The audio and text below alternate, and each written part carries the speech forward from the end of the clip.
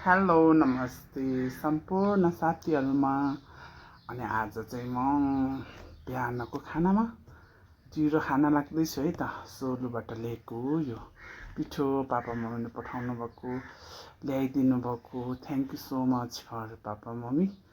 अनि आजको मेरो खाना चाहिँ मलाई ढिँडो खानु मन लाग्यो, ढिँडो बनाएको छु है त साथीहरू। मेरो चाहिँ आज यो टमाटर खुर्सानी र लसुनको अचार छ।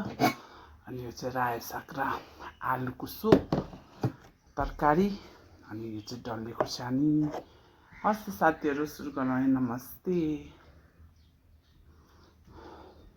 चाहिँ सोलुबाट ल्याएको पिठो, कोदोको पिठो है साथीहरू, अर्ग्यानिक पापा मम्मीले पठाउनु भएको। अनि ल्याइदिनु भएको पनि पापाले ल्याइदिनु भएको।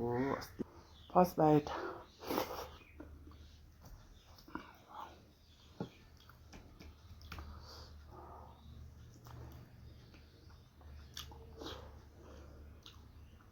डल्ले खोर्सानी नुनमा भिजाएको कि साथीहरू, मिठो छ।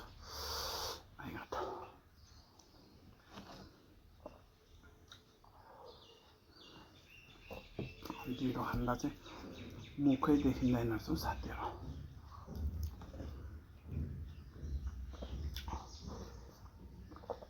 यसरी खाँदा त ठिक रहेछ।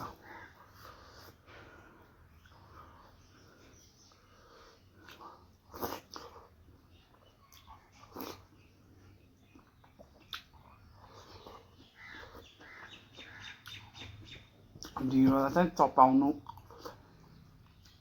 पर्दैन कि साथीहरू। एकदम चपाएर खायो भने त दाँतमा सबैमा अट्किन्छ।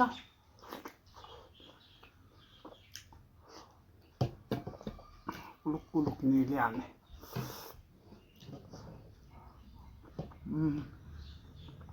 टमाटर र खुर्सानी लसुनको चाहिँ एकदम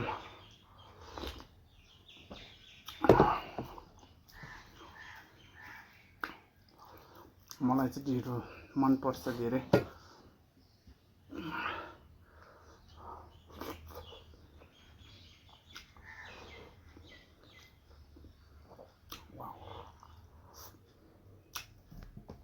मिठो छ साथीहरू, मिठो।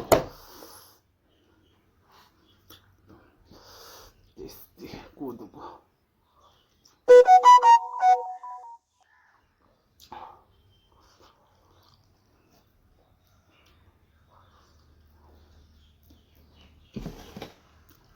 मिठो छ साथीहरू। मैले यसमा मैले यो नुन लगाएको खुर्सानी हो, नुनमा मात्रै भिजाएको साथीहरू। डल्ले खुर्सानी एकदमै पिरो।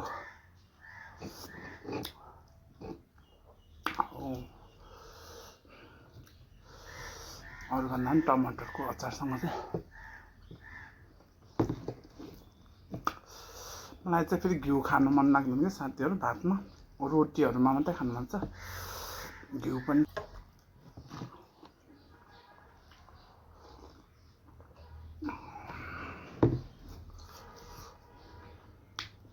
Best, so tasty. वाउ। अन्त अलिकति अचार खान्छु। अचार चाहिँ मैले खुर्सानी धेरै लगाएको छुइनँ, त्यही भएर मिठो रहेछ टमाटरको।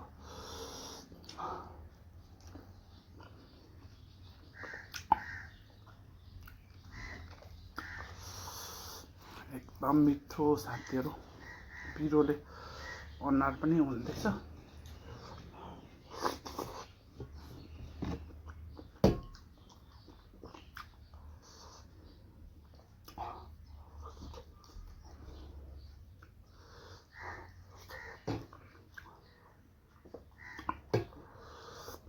साग चाहिँ मैले यो छतमै रोपेको कि साथीहरू।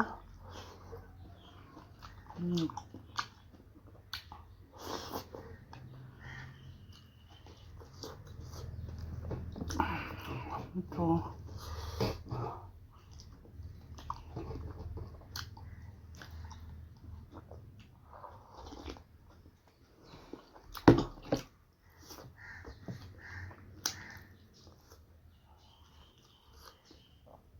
बाई बाई साथीहरू, फेरि अर्को भिडियोमा भेटौँला।